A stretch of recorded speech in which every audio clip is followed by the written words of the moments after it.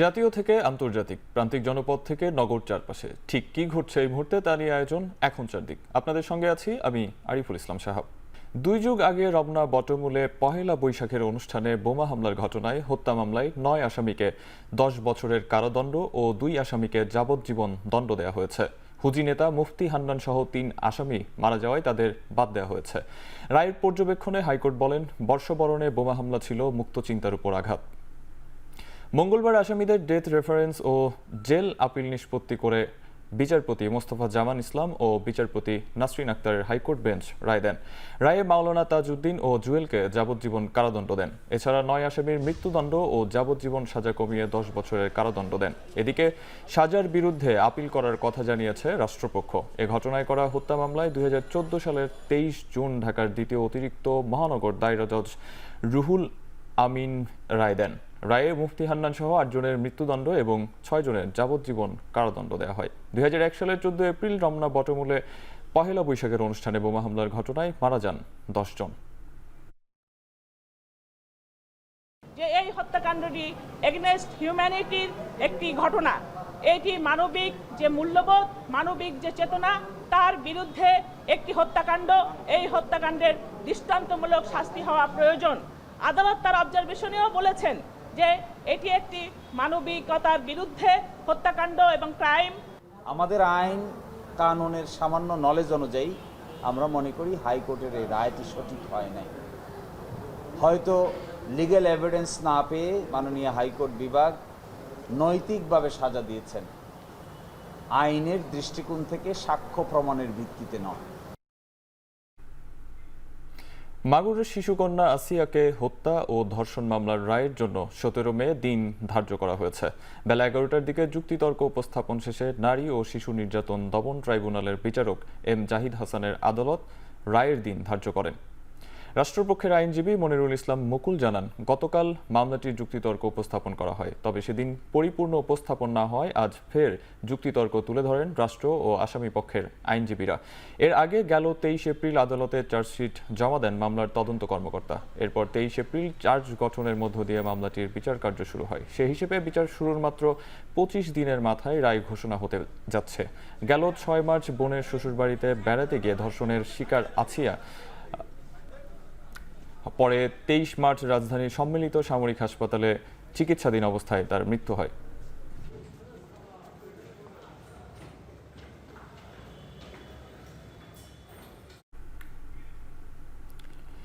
দুর্নীতি মামলায় 3 বছরের সাজার বিরুদ্ধে হাইকোর্টে আপিল করেছেন তারেক রহমানের স্ত্রী ডাক্তার জুবাইদা রহমান।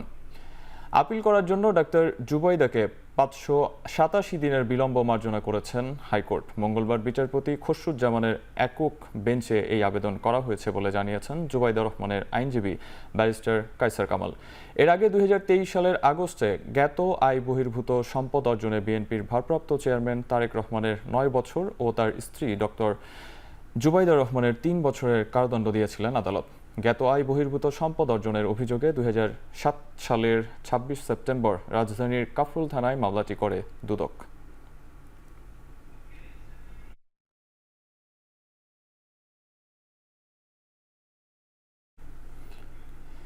বৈষম্য বিরোধী ছাত্র আন্দোলনে মিরপুর থানার সাগর হত্যা মামলায় সাবেক এমপি ও কণ্ঠশিল্পী মমতাজ বেগমের 4 দিনের রিমান্ড মঞ্জুর করেছে আদালত। মঙ্গলবার দুপুর 2:17 মমতাজকে আদালতে আনা হয়। এ সময় তাকে সিএমএম আদালতের হাজতখানায় রাখা হয়। শুনানির সময় তাকে ঢাকার মেট্রোপলিটন ম্যাজিস্ট্রেট মোহাম্মদ জুয়েল রানার আদালতে তোলা হয়। এদিন মামলার তদন্তকারী কর্মকর্তা মিরপুর মডেল থানার উপপরিদর্শক মনিরুল ইসলাম তাকে 7 দিনের রিমান্ড চেয়ে আবেদন করেন। রাষ্ট্রপক্ষে ঢাকা মহানগর দায়রা জজ আদালতের পাবলিক প্রসিকিউটর ওমর ফারুকী রিমান্ডের পক্ষে শুনানি করেন। উভয় পক্ষের শুনানি শেষে আদালত তার এ রিমান্ড মঞ্জুর করেন। মঙ্গলবার রাত 12:15টার দিকে রাজধানীর ধানমন্ডি থেকে তাকে গ্রেপ্তার করা হয়।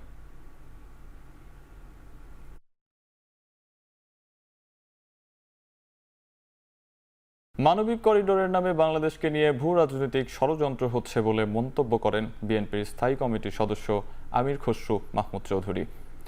সকালে জাতীয় প্রেস ক্লাবে ডাক্তার জাফরুল্লাহ চৌধুরীর 3য় মৃত্যুবার্ষিকী উপলক্ষে স্মরণ সভায় এ মন্তব্য করেন তিনি। আমির খসরু বলেন, দেশের মানুষের মালিকানা ফিরিয়ে দিতে হলে নির্বাচনের মাধ্যমে গণতন্ত্র ফিরিয়ে আনতে হবে। নির্বাচনী গণতন্ত্রের বাহক। এ সময় তিনি আরও বলেন, বিনিয়োগ নিয়ে দেশে সার্কাস দেখানো হচ্ছে।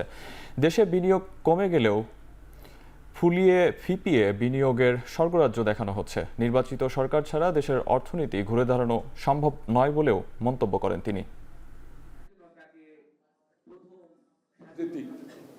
যে একটা ষড়যন্ত্র, আন্তর্জাতিক ভূ রাজনীতিক যে একটা ষড়যন্ত্র বাংলাদেশকে নিয়ে হচ্ছে, এটা নিশ্চয়ই আপনারা বুঝতে পারছেন না।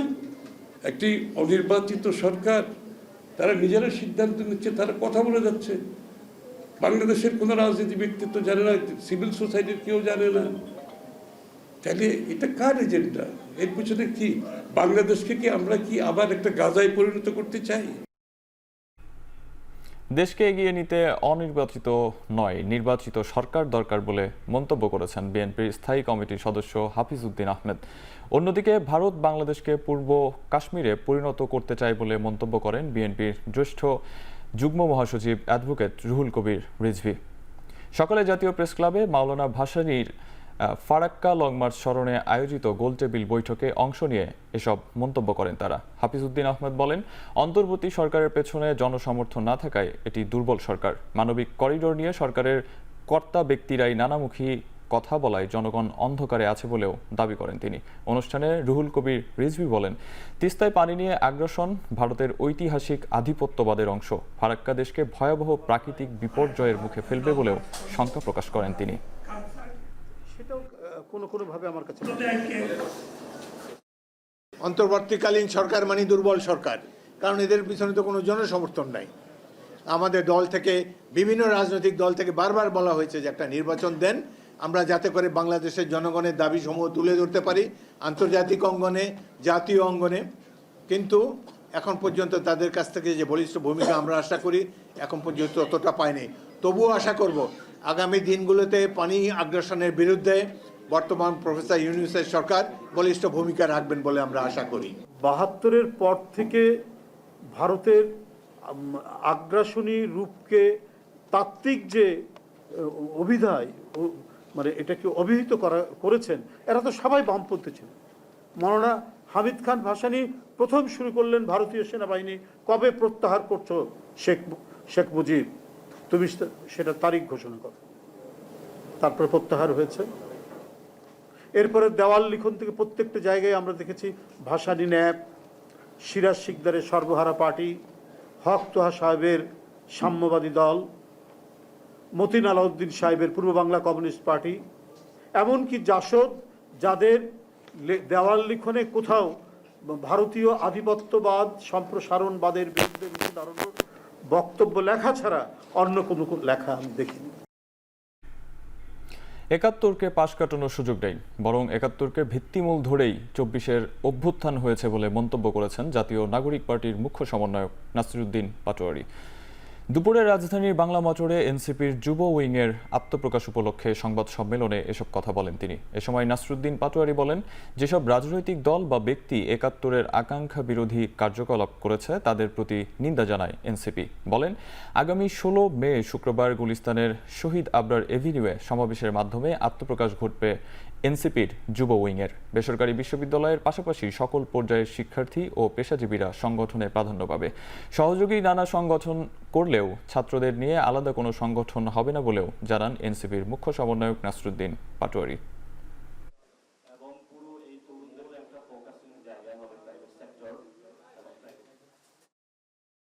৭১কে আসলে অস্বীকার করে বাংলাদেশের রাজনীতি করার সুযোগ নাই। ৭১ আমাদের ভিত্তিমূল, আমরা ২৪-এ সেটা রিক্লেইম করেছি এবং এই ভিত্তিমূল আমাদের থাকতে হবে। যুব সংগঠনের মূল একটা ফোকাসিং জায়গা হবে প্রাইভেট সেক্টর এবং প্রাইভেট ইউনিভার্সিটি। প্রয়োজনীয় সংস্কারের বাইরে অন্য যে কোনো সংস্কার করতে গেলে সুষ্ঠু নির্বাচন ব্যাহত হতে পারে বলে শঙ্কা প্রকাশ করেছেন বাংলাদেশের কমিউনিস্ট পার্টির সিপিবির সাধারণ সম্পাদক রুহিন হোসেন প্রিন্স।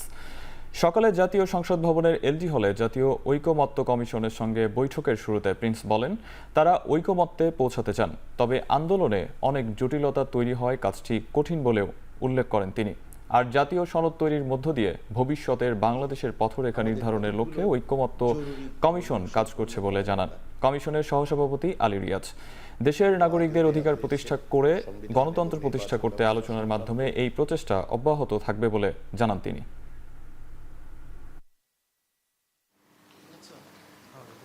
জাতীয় ঐক্যমত্য কমিশনের পক্ষ থেকে আমাদের লক্ষ্য হচ্ছে একটি জাতীয় সনদ, যাতে করে আমরা ভবিষ্যতের বাংলাদেশের পথরেখা কীরকম হবে তার একটা ধারণা পেতে পারি, তার একটা অগ্রযাত্রার পথ চিহ্নিত করতে পারি। সেই লক্ষ্যকে সামনে রেখেই আমরা অগ্রসর হওয়ার চেষ্টা করছি।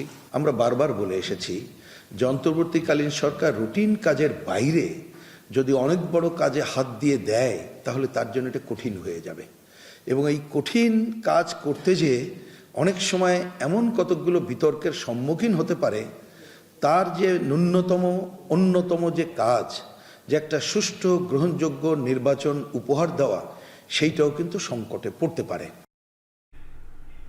জুলাইয়ে আহত ও শহীদ পরিবারগুলোর পুনর্বাসনের রোডম্যাপ ৩ কর্মদিবসের মধ্যে ঘোষণা। জুলাই যোদ্ধা সুরক্ষা আইন দ্রুত কার্যকর, ৩০ কর্মদিবসের মধ্যেই জুলাই সনদ ঘোষণা সহ অন্তর্বর্তী সরকারের কাছে ৬ দফা দাবিতে সংবাদ সম্মেলন করেছে জুলাই অভ্যুত্থানের আহতদের সংগঠন ওয়ারিয়র্স অব জুলাই। মঙ্গলবার সকালে জুলাই শহীদ স্মৃতি ফাউন্ডেশনের সামনে এসব দাবি তুলে ধরেন সংগঠনটির সদস্য সচিব সালমান হোসেন। নির্ধারিত সময়ে দাবি মেনে না নেওয়া হলে কঠোর আন্দোলনের হুঁশিয়ারি দেয় সংগঠনটি।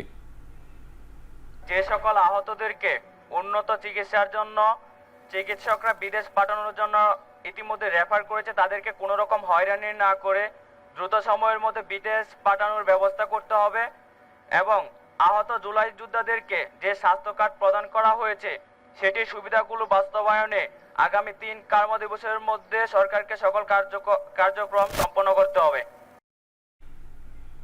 আওয়ামী লীগের কার্যক্রম নিষিদ্ধ করা হলেও জনগণের পূর্ণ আকাঙ্ক্ষার বাস্তবায়ন হয়নি। আওয়ামী লীগের বিচার নিশ্চিতের পাশাপাশি দল হিসেবে নিষিদ্ধের দাবি জানিয়েছে জুলাই ঐক্য। সকালে ঢাকা বিশ্ববিদ্যালয়ের মধুর ক্যান্টিনে জুলাই ঐক্যের উদ্যোগে সংবাদ সম্মেলনে এ দাবি তুলে ধরা হয়। জুলাই ঐক্যের নেতৃবৃন্দ বলেন, ছাত্র জনতার মূল দাবি ছিল আওয়ামী লীগের পাশাপাশি সকল সহযোগী রাজনৈতিক, সামাজিক ও সাংস্কৃতিক সংগঠনকে নিষিদ্ধ করা।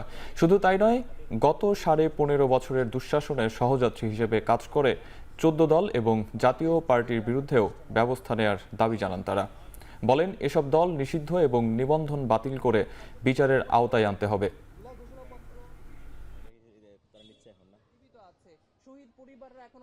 আওয়ামী লীগকে নিষিদ্ধ করতে হবে। আওয়ামী লীগকে একটি সন্ত্রাসী দল হিসেবে আওয়ামী লীগ এবং তার সমস্ত সহযোগী সংগঠন, সমস্ত ভ্রাতৃপ্রতিম সংগঠন যা যা আছে এর সাথে রিলেটেড সবাইকে নিষিদ্ধ করতে হবে। বিগত 15.5 বছরের দুঃশাসনের মূল সহযাত্রী হিসেবে কাজ করেছে 14 দল এবং জাতীয় পার্টি। এই রাজনৈতিক শক্তিগুলোর দায় মুক্তি কোনোভাবেই পেতে পারে না। আমরা এসব দলের নিবন্ধন বাতিল এবং বিচারের আওতায় নিয়ে আসার দাবি জানাই। গভর্নমেন্ট যেহেতু 30 দিন কার্য দিবসের মধ্যে জুলাই ঘোষণাপত্র দেওয়ার একটা অঙ্গীকার করেছে, আমরা এটা আশ্বস্ত এবং আশাবাদী। সেই সাথে আমরা বলতে চাই যে আমরা একটা ডেমো তাদের কাছে প্রপোজ করতে চাই। এনবিআর বিলুপ্ত হয়নি, বরং এর কাজ সহজ করতে 2 ভাগে ভাগ করা হয়েছে বলে দাবি করেছেন অর্থ উপদেষ্টা সালেহ উদ্দিন আহমেদ। সচিবালয়ে সরকারি ক্রয় সংক্রান্ত বৈঠক শেষে সাংবাদিকদের একথা বলেন তিনি। অর্থ উপদেষ্টা বলেন, নীতি ও বাস্তবায়ন একই বিভাগ করলে জটিলতা বাড়ে। প্রভাবটা আমরা এই পর্যন্ত যেটা অলরেডি কিন্তু রাজস্ব আদায় গতবারের তুলনায় 2% কিন্তু বেশি হয়েছে, খুব হতাশাব্যঞ্জক না। আমি আরও এক্সপেক্ট করছি অ্যাটলিস্ট গতবারের চেয়ে কম তো হবে না, যে বলে 2% গ্রোথ। আর মোটামুটি আমরা বাজেটটাকে তো আমরা একটু বাস্তবায়ন করব, একটু বিরাট একটা গ্যাপ নিয়ে আর করব না। প্রধান উপদেষ্টার আসন্ন জাপান সফরে দুদেশের দ্বিপাক্ষিক বিষয়গুলো প্রাধান্য পাবে। ব্যবসা, বাণিজ্য ও বিনিয়োগের বিষয়ে কথা হবে বলে জানিয়েছেন ঢাকায় নিযুক্ত জাপানের রাষ্ট্রদূত সাইদা সিনিচি। মঙ্গলবার গণমাধ্যমের সঙ্গে আলাপকালে বাংলাদেশের 2য় ও 3য় মেট্রো রেল লাইন করার বিষয়ে জাপানের আগ্রহের কথা জানান তিনি। Key area I personally believe is the fact that Japan has been, since your independence, your faithful development partner and also the business partner. So despite of any ups and downs here in this country, Japan has been continuously, taken the same position. But as a kind of we want to be your reliable partner. So that will be the key message. বিনিয়োগ পরিবেশ উন্নয়ন সংক্রান্ত বিষয়ে রাজনৈতিক দলের সাথে মতবিনিময় করেছে বাংলাদেশ বিনিয়োগ উন্নয়ন কর্তৃপক্ষ বিডা। মঙ্গলবার দুপুরে রাজধানীর আগারগাঁওয়ে বিডা কার্যালয়ে এই সভা হয়। বিডার নির্বাহী চেয়ারম্যান আশিক চৌধুরীর সভাপতিত্বে সভায় যোগ দেন জামায়াতে ইসলামী, এনসিপি, এবি পার্টি, গণসংহতি আন্দোলন, গণ অধিকার পরিষদ সহ 17টি রাজনৈতিক দল। দেশের টেকসই বিনিয়োগ পরিবেশ নিশ্চিত করতে নীতিগত ধারাবাহিকতা, সংস্কার, বিভিন্ন বিষয়ে রাজনৈতিক দলের পরামর্শ ও সুপারিশ গ্রহণ করে বিডা।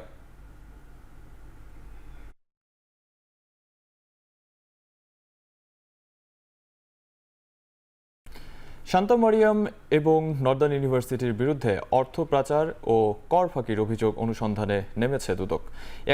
একই সাথে একাধিক বিশ্ববিদ্যালয়ের সাবেক উপাচার্যের বিরুদ্ধেও দুর্নীতির অনুসন্ধান চলছে।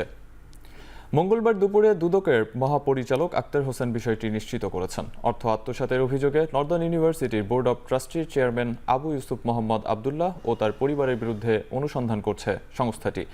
একইভাবে শান্তা মারিয়াম ইউনিভার্সিটি কর্তৃপক্ষের বিরুদ্ধে বিধিমালা লঙ্ঘন করে নিজস্ব আয়ের প্রায় 350 কোটি টাকা শান্তা মারিয়াম ফাউন্ডেশনে হস্তান্তর ও প্রতিষ্ঠা লগ্ন থেকে প্রায় 102 কোটি টাকা রাজস্ব ফাঁকির অভিযোগ খতিয়ে দেখছে তারা।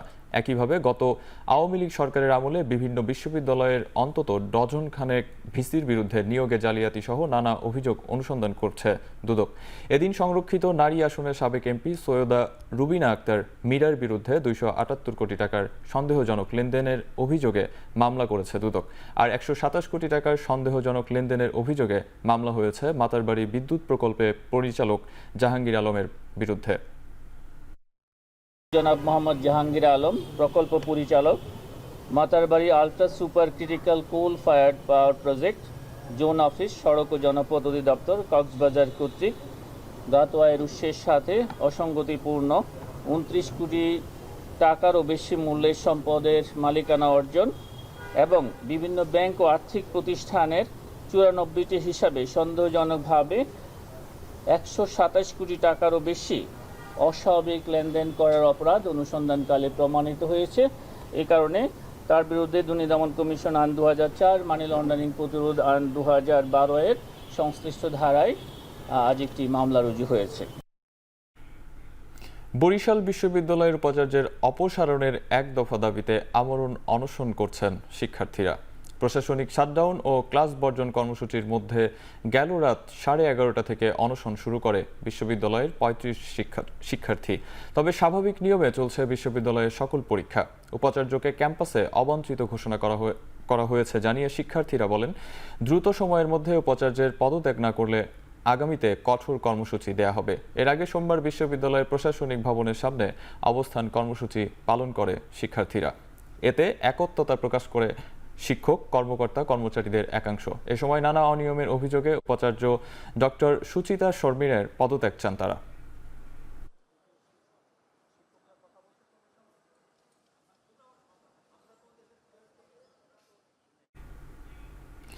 কৃষিবিদদের প্রতি বৈষম্য নিরসন সহ 6 দফা দাবিতে কৃষি অনুষদের প্রশাসনিক ভবনের সামনে বিক্ষোভ করেছে বাংলাদেশের কৃষি বিশ্ববিদ্যালয়ের শিক্ষার্থীরা। এ নিয়ে বিস্তারিত জানাতে সেখান থেকে সরাসরি যুক্ত হচ্ছেন ইমতিয়াজ আহমেদ।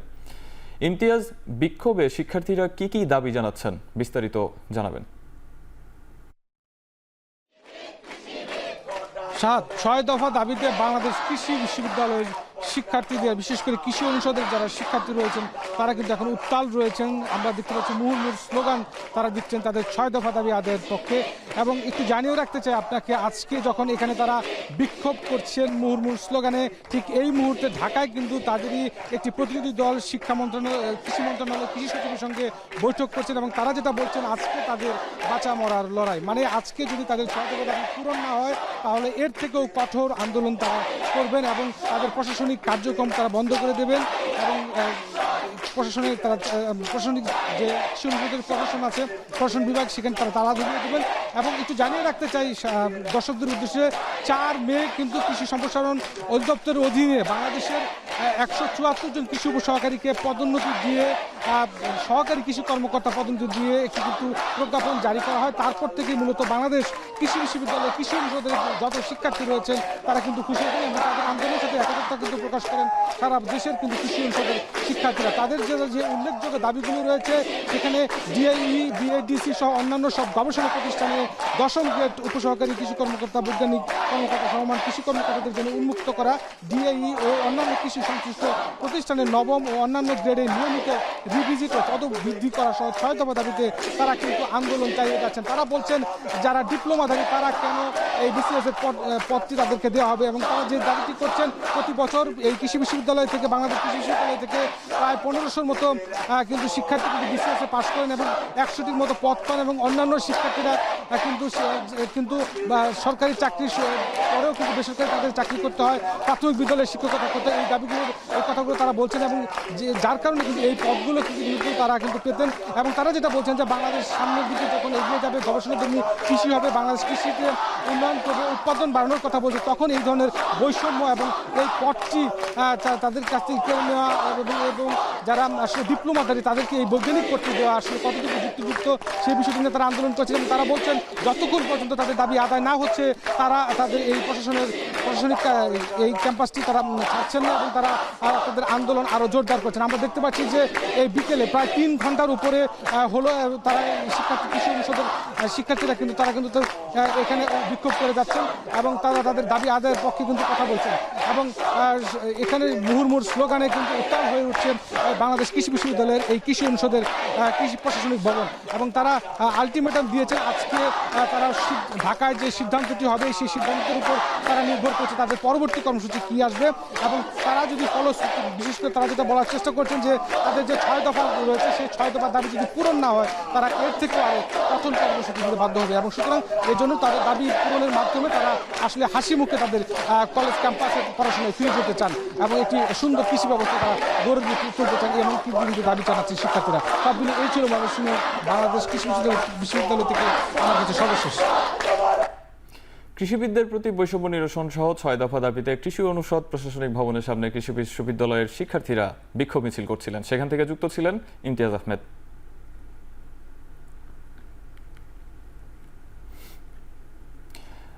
বকেয়া বেতন পরিশোধের দাবিতে ঢাকা আরিচা মহাসড়ক অবরোধ করে বিক্ষোভ করেছে সাভারের একটি তৈরি পোশাক কারখানার শ্রমিকরা।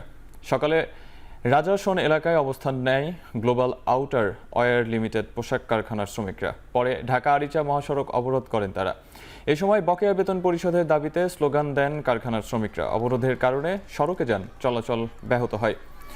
পরে আইন শৃঙ্খলা বাহিনীর হস্তক্ষেপে প্রধান সড়ক থেকে তাদের সরিয়ে দেয়া হয়। শ্রমিকদের অভিযোগ, পূর্ব ঘোষণা অনুযায়ী গেল মাসের বেতন দেওয়ার কথা থাকলেও 2 দিন ধরে নানা টালবাহানা করছে কারখানা কর্তৃপক্ষ। নতুন করে 18 মে তারিখ বেতন দেওয়ার কথা বলা হয়। এতে ক্ষিপ্ত হয়ে সড়কে নেমে আসে বিক্ষোভ করেন শ্রমিকরা।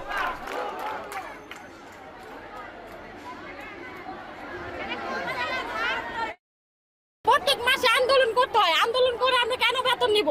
আন্দোলন করলে ওনারা ওয়ার্কার ছেলে মেয়ে সবাইকে বাইর করে। আমাদের আজকে বেতন দিতে হবে, আজকে বেতন দিলে কাজ রানিং হবে, বেতন না দিলে কাজ হবে না। আমরা কর্ম করে আমরা আমাদের সংসার চালাই, তাই না? আমাদের দাবি মানতে হবে। আমাদের 8 কর্মদিবসের ভিতরে 7 কর্মদিবসের ভিতরে আমাদের সব টাকা পয়সা ক্লিয়ার করে দিতে হবে। বেতন না দেওয়ার কারণে যে আমরা আন্দোলন করছি, সবাই মিলে ঐক্যবদ্ধ হয়েছি। এই কারণে যদি কোনো ছেলে বা কোনো মেয়ে শ্রমিক ভাই বোনকে বের করা হয়, পরবর্তীতে আন্দোলন আরো পর্যায়ক্রমে বড় হবে। জুলাই যোদ্ধাদের তালিকায় নরসিংদী জেলা মহিলা আওয়ামী লীগের সাংগঠনিক সম্পাদক ইভা আলমের মেয়ের নাম অন্তর্ভুক্তির প্রতিবাদে মানববন্ধন করা হয়েছে। দুপুরে নরসিংদী সরকারি কলেজের মূল ফটকের সামনে মানববন্ধন করেন জুলাই আন্দোলনে অংশ নেয়া সাধারণ শিক্ষার্থীরা। এ সময় জুলাই যোদ্ধাদের তালিকায় মহিলা আওয়ামী লীগ নেত্রী ইভা আলমের মেয়ের নাম অন্তর্ভুক্ত করার তীব্র নিন্দা জানান তারা।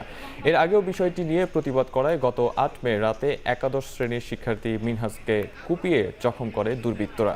এরপর থেকে ঘটনার তদন্ত করে জড়িতদের বিরুদ্ধে ব্যবস্থা নেওয়ার দাবি জানিয়ে আসছেন সাধারণ শিক্ষার্থীরা।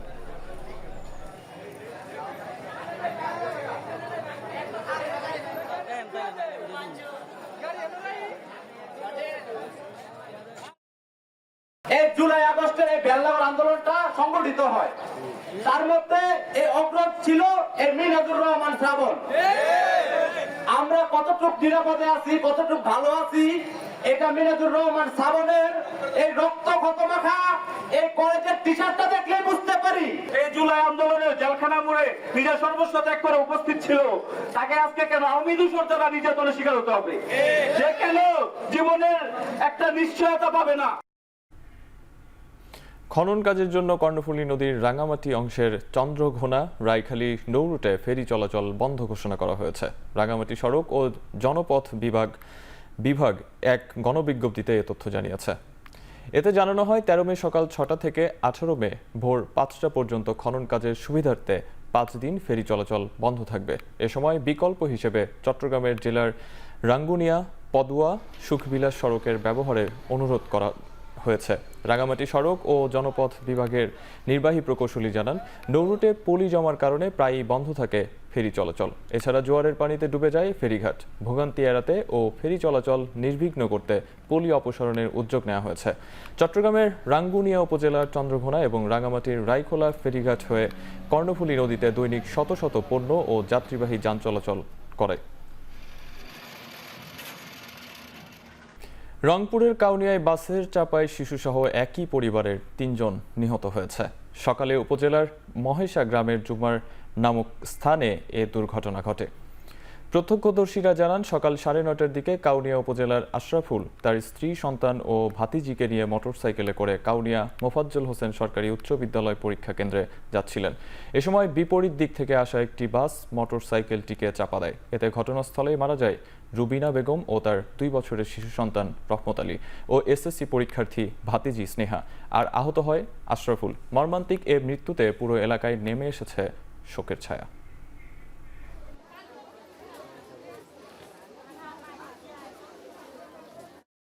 যা দেখি যে ওরা 3 জনকে সাইড করিয়ে শোতায় রাখছে। পরে আমরা গেছি, যা ওই যে কান্দাকাটি বড় ভাই করিয়েছে, কানতেছে। পরে আমরা অটো নিয়ে তুলে নিয়ে চলে এসেছি। নির্বাগ মহাসড়কে অ্যাক্সিডেন্ট হয়েছে। আমি আমার ফোর্সসহ দ্রুত গতিতে এবং ফায়ার সার্ভিস সহ আমরা ঘটনাস্থলে আসি। এসে দেখি ঘটনাস্থলে একটি অজ্ঞাতনামা বাস 3 জন মোটরসাইকেল চালককে চাপা দিয়ে চলে গেছে। কক্সবাজারে অস্ত্র ও গুলিসহ স্থানীয় আওয়ামী লীগের এক নেতাকে গ্রেপ্তার করেছে পুলিশ। ভোররাতে পেকুয়ার আলেকদিয়াকাটা এলাকা থেকে গ্রেপ্তার করা হয় ওই আওয়ামী লীগ নেতাকে। পুলিশ জানায়, গোপন সংবাদের ভিত্তিতে একটি বাড়িতে তল্লাশি চালিয়ে তাকে গ্রেপ্তার করা হয়। পরে তার বাড়ির গোয়ালঘর থেকে একটি বন্দুকসহ 2টি গুলি উদ্ধার করা হয়। গ্রেপ্তারকৃত মনির উদ্দিন মনু ওয়ার্ড আওয়ামী লীগের সভাপতি বলে জানিয়েছে পুলিশ।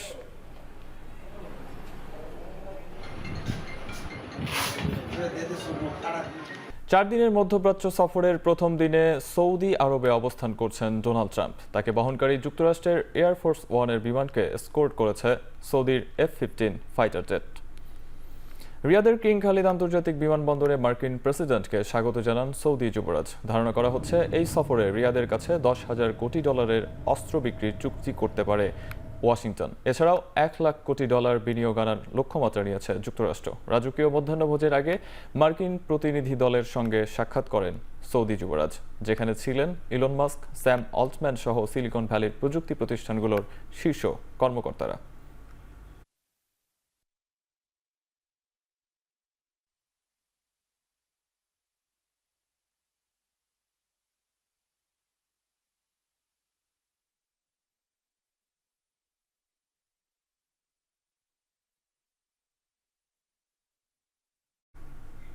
ভারত পাকিস্তান যুদ্ধবিরতির পর স্বাভাবিক হয়েছে দুদেশের সীমান্তের রাজ্যগুলো। এরই মধ্যে বিমান চলাচল শুরু করেছে ভারতের জম্মু কাশ্মীরের শ্রীনগর বিমানবন্দরে। আন্তর্জাতিক ফ্লাইট স্বাভাবিক হয়, হজ যাত্রীদের সৌদি আরবে যাওয়ায় বিষয়ে আর কোনো বাধা নেই। যদিও জম্মু কাশ্মীরের শ্রীনগর, পাঞ্জাবের চণ্ডীগড় ও অমৃতসর সহ মোট 7টি শহরে ফ্লাইট বাতিলের ঘোষণা দিয়েছে ভারতীয় বোয়িং, ইন্ডিগো ও এয়ার ইন্ডিয়া। নিরাপত্তাজনিত কারণে তারা এসব শহরে বিমান চলাচল করবে না বলে জানিয়েছে বেসরকারি এ প্রতিষ্ঠান দুটি। এদিকে ভারত যুদ্ধে পাকিস্তানের 40 বেসামরিক নাগরিক ও 11 সেনা সদস্য শহীদ হয়েছে বলে দাবি ইসলামাবাদের।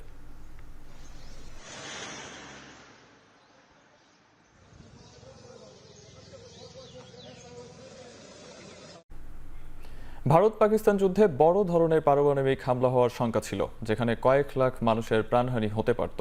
এক সংবাদ সম্মেলনে এ দাবি করেন মার্কিন প্রেসিডেন্ট ডোনাল্ড ট্রাম্প। তাই পাক ভারত যুদ্ধবিরতি কার্যকর করে মার্কিন ভাইস প্রেসিডেন্ট জেডি ভ্যান্স ও পররাষ্ট্রমন্ত্রী মার্কো রুবিওকে অসংখ্য ধন্যবাদ জানান তিনি। যুদ্ধবিরতির পর অনেকটা স্বাভাবিক হয়েছে ভারত ও পাকিস্তানের সীমান্তবর্তী রাজ্যগুলো। খুলতে শুরু করেছে দোকানপাট ও ব্যবসা প্রতিষ্ঠান। যদিও ভারতের জম্মু কাশ্মীরের শ্রীনগর, পাঞ্জাবের চণ্ডীগড় ও অমৃতসর সহ মোট 7টি শহরে ফ্লাইট বাতিলের ঘোষণা দিয়েছে ভারতীয় বোয়িং, ইন্ডিগো ও এয়ার ইন্ডিয়া।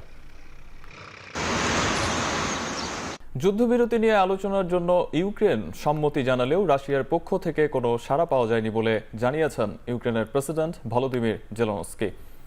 উল্টো ইউক্রেনের হামলা অব্যাহত রেখেছে রাশিয়া। সরাসরি বৈঠকের বিষয়ে এখনও নীরব ক্রেমলিন, যা অবাক করার মতো বলেও জানান জেলেনস্কি। আবারও বলেন, ডোনাল্ড ট্রাম্পও রাশিয়া ইউক্রেনের মধ্যে বৈঠক সমর্থন করছেন। তুরস্কে ভ্লাদিমির পুতিনের সঙ্গে সরাসরি আলোচনায় বসতে আগ্রহী ভ্লাদিমির জেলেনস্কি। এ সময় তিনি বলেন, কূটনীতিকে সবসময় স্বাগত জানিয়েছে ইউক্রেন। পুতিনকে এই যুদ্ধ বন্ধ করার আহ্বানও জানান তিনি।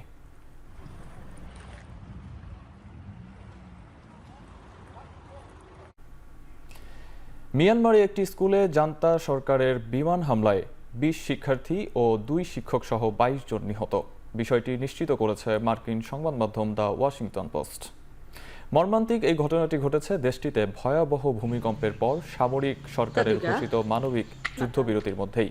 স্থানীয়রা জানান, সোমবার সকাল 10টার দিকে সাগাইং অঞ্চলের ওয়েথেইন কুইন গ্রামে এই হামলা চালানো হয়। গ্রামটি 28 মার্চের ভূমিকম্পের কেন্দ্রস্থল থেকে প্রায় 100 কিলোমিটার উত্তর পশ্চিমে অবস্থিত।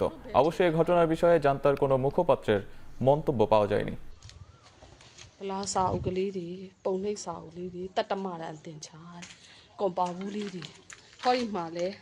এবারে খেলার প্রসঙ্গ। টেস্টে বিশ্বসেরা অলরাউন্ডার হতে চান মেহেদী হাসান মিরাজ। মঙ্গলবার গণমাধ্যমের মুখোমুখি হয়ে নিজের ভাবনার কথা জানিয়েছেন তিনি। মিরাজের প্রত্যাশা, সদ্য নিয়োগ পাওয়া বোলিং কোচ শন টেইটের বোলিং ইউনিটকে আরও শক্তিশালী করবে বাংলাদেশকে। 1 নম্বর আসতে পারলে আরও ভালো লাগবে। লক্ষ্য তো অবশ্যই অনেক উপরে যাওয়ার, বাট তারপরও এন্ড অফ দ্য ডে অনেক লং টাইম যেতে হবে, নিজের ফিট থাকতে হবে, ভালো খেলতে হবে, পারফরমেন্স করতে হবে। সো ওইভাবে অনেক বড় চিন্তা করছি না, ছোট ছোটোভাবে আগানোর চেষ্টা করছি। আমার কাছে মনে হয় এরকম টাইপের কোচ থাকা টিমের ভিতর খুবই ভালো, এবং আমি নিজেও ওকে পার্সোনালি চিনি এবং জানি ও অনেক প্লেয়ারদেরকে সাপোর্ট করে, এবং ও নিজে যেহেতু ইন্টারন্যাশনাল ক্রিকেট খেলেছে অস্ট্রেলিয়ার মতন, এবং ও জানে যে এখানে কিভাবে কি করতে হবে। সো আমার কাছে মনে হয় এটা একটা ভালো পজিটিভ দিক আমাদের টিমের জন্য যে ওকে চুজ করা হয়েছে। আবারও শুরু হচ্ছে মাঝপথে স্থগিত হওয়া পাকিস্তান সুপার লিগ। মঙ্গলবার সামাজিক যোগাযোগ মাধ্যমে বিষয়টি নিশ্চিত করেছেন পাকিস্তান ক্রিকেট বোর্ডের চেয়ারম্যান মোহসিন নাকভি। এর ফলে পিছিয়ে যাচ্ছে বাংলাদেশ পাকিস্তান টি-20 সিরিজ। বোর্ড চেয়ারম্যান এক্সে লিখেছেন, যেখানে শেষ হয়েছে সেখান থেকে আবারও শুরু হতে যাচ্ছে পিএসএল। 17 মে থেকে মাঠে গড়াবে টুর্নামেন্টের বাকি ম্যাচগুলো। গ্র্যান্ড ফাইনাল অনুষ্ঠিত হবে 25 মে। সবগুলো ম্যাচই রাউলপিন্ডিতে আয়োজনের কথা ভাবছে বোর্ড, যদিও পিসিবির পক্ষ থেকে আনুষ্ঠানিকভাবে কিছুই জানানো হয়নি। দেশটির গণমাধ্যম ডন বলছে, অংশগ্রহণকারী 6 দলের সঙ্গে সমঝোতায় পৌঁছানোর চেষ্টা করছেন আয়োজকরা। ফ্র্যাঞ্চাইজিগুলো বিদেশি ক্রিকেটারদের উপস্থিতি নিশ্চিত করতে পারলেই কেবল সূচি ও ভেন্যু চূড়ান্ত করবে বোর্ড। জানা গেছে, অস্ট্রেলিয়ার কোনো ক্রিকেটারই আর পাকিস্তানে ফিরতে চান না। এদিকে নতুন সূচি অনুযায়ী খেলা হলে পেছাবে বাংলাদেশ টি-20 সিরিজ। তবে কবে এবং কোথায় খেলা হবে সে বিষয়ে এখনও চূড়ান্ত সিদ্ধান্তে পৌঁছাতে পারেনি দুই দেশের ক্রিকেট বোর্ড। 17 মে বেঙ্গালুরুতে রয়্যাল চ্যালেঞ্জার্স বেঙ্গালুরু ও কলকাতা নাইট রাইডার্সের মধ্যকার ম্যাচ দিয়ে শুরু হচ্ছে স্থগিত হওয়া আইপিএল-এর বাকি অংশ। ভারত পাকিস্তানের মধ্যকার সামরিক সংঘাতের পর গত সপ্তাহের বৃহস্পতিবার স্থগিত হয়েছিল আইপিএল-এর খেলা। এক সপ্তাহের বেশি বন্ধ থাকার পর ফের মাঠে গড়াচ্ছে এবারের আইপিএল। চেন্নাই, হায়দ্রাবাদ কিংবা ধর্মশালায় কোনো ম্যাচ রাখা হয়নি। বাকি ম্যাচগুলো অনুষ্ঠিত হবে বেঙ্গালুরু, জয়পুর, দিল্লি, লখনৌ, মুম্বাই ও আহমেদাবাদে। পাঞ্জাব তাদের 2 হোপ ম্যাচ খেলবে জয়পুরে গিয়ে। বিরতির পর আইপিএলে মোট 17টি ম্যাচ অনুষ্ঠিত হবে। প্লে অফের ভেন্যু পরে জানাবে বিসিসিআই। 29 মে হবে প্রথম কোয়ালিফায়ার, 30 মে এলিমিনেটর, দ্বিতীয় কোয়ালিফায়ার 1 জন এবং ফাইনাল ম্যাচ অনুষ্ঠিত হবে 3 জন। টেস্ট চ্যাম্পিয়নশিপ ফাইনাল ও ওয়েস্ট ইন্ডিজের বিপক্ষে টেস্ট সিরিজের জন্য 15 সদস্যের দল ঘোষণা করেছে ক্রিকেট অস্ট্রেলিয়া। প্রায় 1 মাস আগে দল ঘোষণা করল অজি বোর্ড। এক বছরেরও বেশি সময় পর টেস্টে দলে ফিরেছেন ক্যামেরন গ্রিন। ইনজুরির কারণে চ্যাম্পিয়ন্স ট্রফিতে খেলতে না পারা নিয়মিত অধিনায়ক প্যাট কামিন্স ও পেসার জশ হেজেলউড ফিরেছেন দলে। ঘোষিত স্কোয়াডে আরও আছেন Steve Smith, Scott Boland, Alex Carey, Travis Head, Josh Inglis, Usman Khawaja, Sam Konstas, Matthew Kuhnemann, Marnus Labuschagne, Nathan Lyon, Mitchell Starc ও বিউ ওয়েবস্টার। 11 জুন লর্ডসে শুরু হবে টেস্ট চ্যাম্পিয়নশিপের ফাইনাল। শিরোপা ধরে রাখার লক্ষ্যে দক্ষিণ আফ্রিকার মুখোমুখি হবে অজিরা। এরপর ওয়েস্ট ইন্ডিজের বিপক্ষে 3 ম্যাচের টেস্ট সিরিজ খেলবে কামিন্সের দল।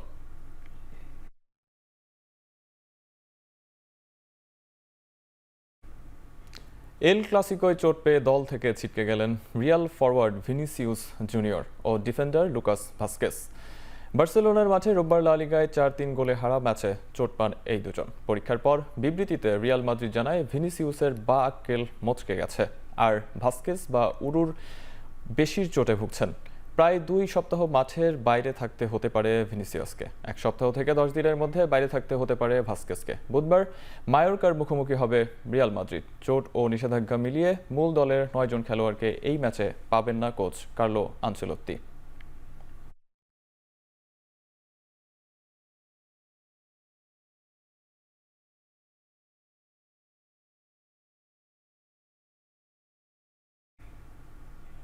যুক্তরাষ্ট্রে নিষিদ্ধ থাকবেন 15,000 সহিংস আর্জেন্টাইন ফুটবল ভক্ত। পরপর 2 বছর ফুটবলের বড় 2 আসর আয়োজনের দায়িত্ব পাচ্ছে মার্কিন যুক্তরাষ্ট্র। ফিফা ক্লাব বিশ্বকাপ ও ফিফা বিশ্বকাপকে ঘিরে বেশ জোরে সোরে নিজেদের প্রস্তুতি শুরু করেছে তারা। আগামী 14 জুন থেকে 13 জুলাই পর্যন্ত অনুষ্ঠিত হবে 32 দলের ক্লাব বিশ্বকাপ। এতে আর্জেন্টিনার 2 বিখ্যাত ক্লাব বোকা জুনিয়র্স ও রিভার প্লেট অংশ নেবে। যুক্তরাষ্ট্রের দূতাবাসে 15,000 সহিংস ফুটবল ভক্তের তালিকা দিয়েছেন আর্জেন্টিনার নিরাপত্তা মন্ত্রী প্যাট্রিসিয়া বুলরিচ। আর্জেন্টাইন মন্ত্রীর পক্ষ থেকে বলা হয়েছে, যুক্তরাষ্ট্রে নিষিদ্ধ থাকবেন এসব ফুটবল ভক্ত। যে কোনো পরিস্থিতিতে আর্জেন্টাইন উগ্রবাদী সমর্থকদের সামাল দিতেই এই সিদ্ধান্ত নেওয়া হয়েছে।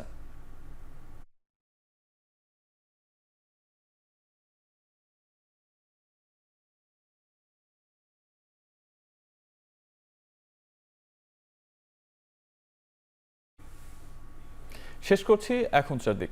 এখন টেলিভিশন ওয়েবসাইটে দেখতে ভিজিট করুন www.ekhon.tv। এছাড়া ফেসবুকে দেখতে ভিজিট করুন facebook.com/tv.ekhon। এছাড়াও ইউটিউবে দেখতে ভিজিট করুন youtube.com/c/ekhon tv।